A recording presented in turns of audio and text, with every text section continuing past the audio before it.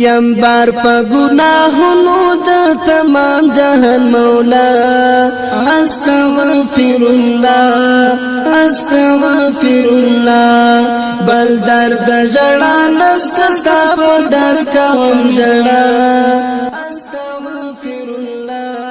السلام علیکم ورحمت الله وبرکاته. زه تاسو ته ستاسو د دین، ستاسو د ایمان، ستاسو د عقیدې او ستاسو د جیبونو غله در پیژنم. خو الحمدلله ډیری مسلمانانو که هغه زموږ ورونه دي او که زموږ خویندې دي، هغوی حق ته رسېدلي په حق باندې پوه شوي چې د دین خدمتګار څوک دی او د دین د ایمان او د عقیدې او د جب غل څوک دی. د بخاري او د مسلم حدیث دی.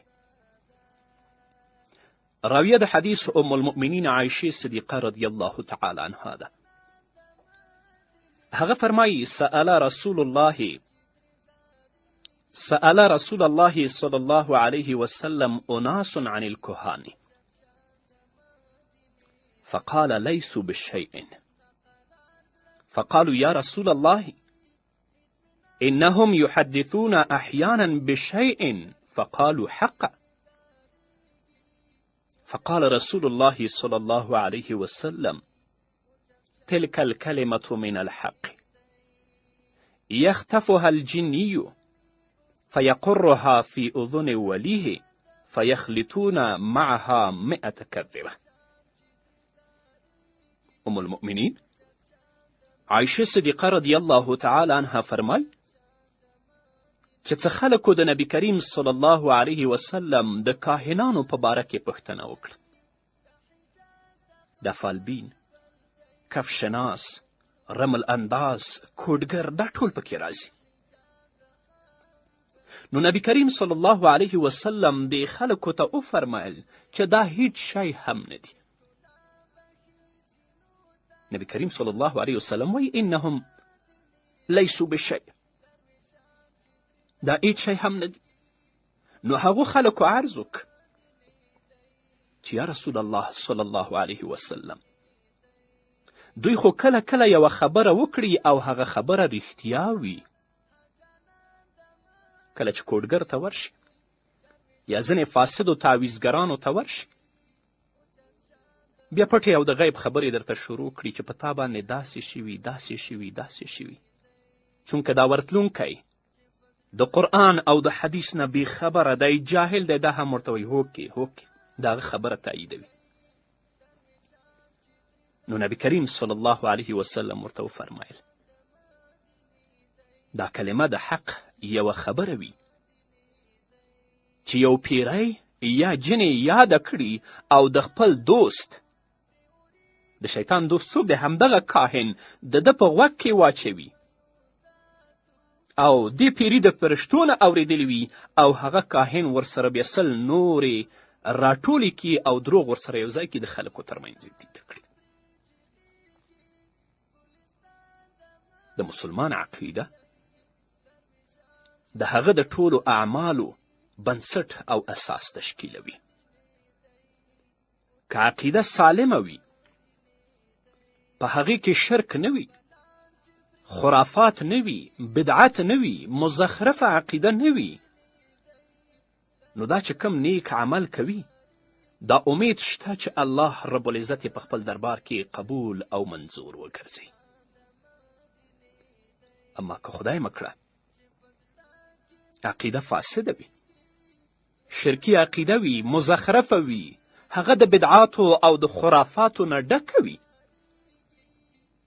نو هر نیک عمل چې دا انسان کوي په دې هیله او په دې امید چې دا به الله رب العزت په خپل دربار کې قبول و منظور کړي، نه. قل هل ننبئكم بالاخسرین اعمالا الذين ضل سعيهم في الحياة الدنيا وهم يحسبون انهم يحسنون صنعا. دوی به د ثواب په نیت باندې یو کار کوي،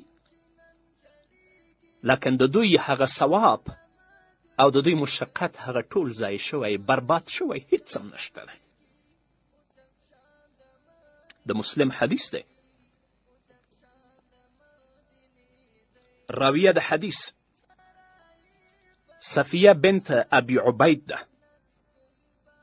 دا صفیه د نبی کریم صلی الله علیه وسلم د بعضې میرمنو نه روایت کوي.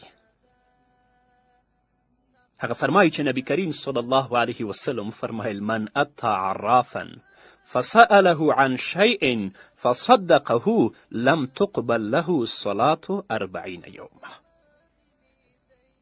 نبی کریم صلی الله علیه وسلم فرمایي څوک چې کاهن ته راغی، عراف ته راغی، فالبین ته راغی، کوډګر او جادوګر یا دې مفسدو ځینې تعویزګرانو ته راغی او د هغه نه د یو شي په باره کې پوښتنه وکړه، هغه څه ورته وویلې، د هغه د خبرې تصدیق وکړه چې ته رښتیا وایي، نو تر 40 ورځې پورې به د هغه مونځ نه قبلیږي.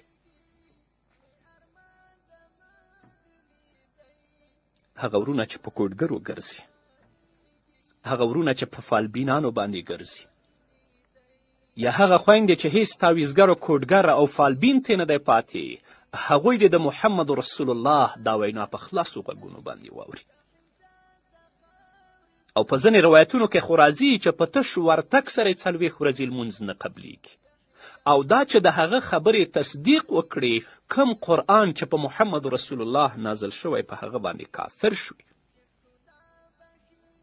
ملا علی قاري په مرقات کې د دې حدیث لاندې ډېر لوی بحث کړی دی. وخت کم دی چې هغه ټول زه درته وڅېړم. نو زما د درنو اوریدونکو نه که زموږ ورونه دي او که زموږ خویندې دي، دا هیله ده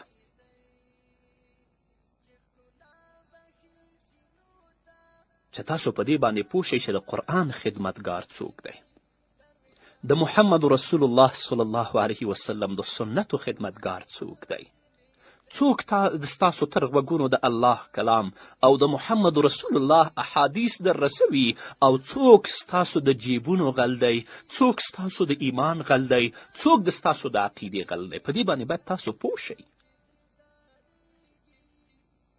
او دا هیله هم درنه لرم چې هر چا ته تاسو د مولا نوم مه ورکوئ. چیرته چې کوډګر دی، چیرته چې جادوګر دی، چیرته چې مفسد فالبین دی، بس هغه ته تاسو د مولا نوم ورکړی دی چې مولا سکه ځم.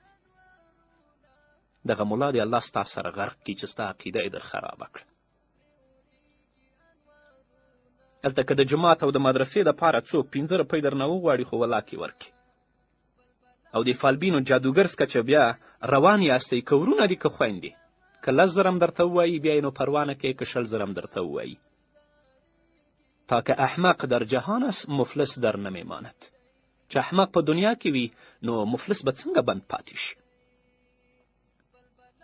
نو که ستاسو په ټولنه کې، ستاسو په کلي کې همداسو مفسدین وي چې هغوی کوډې کوي، هغوی جادو کوي، اول خو ورته نصیحت وکړئ، د دې فساد نه تاسو منع کړئ. که بیا هم هغه اصلاح نشه، نو داسې عمل ورسره وکړئ چې په ژوند کې بیا یاد لري چې د کوډو او د جادو نوم وانخلي.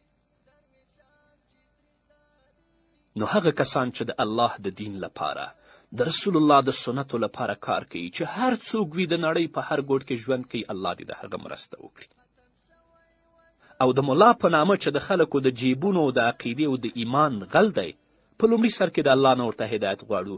که قابل د هدایت نه الله دې دوی نیست و نابود کړي چې دا خلک د دوی د شر نه آرامه پاتې شي. بل پیغام وور ربرانی گلی دی قرآن برکتی کل حسیل چاچی من لی دی قرآن قرآن قرآن قرآن قرآن څنګه ښکلی دی قرآن ربرانی گلی دی قرآن برکتی کل حسیل چاچی من لی دی قرآن قرآن قرآن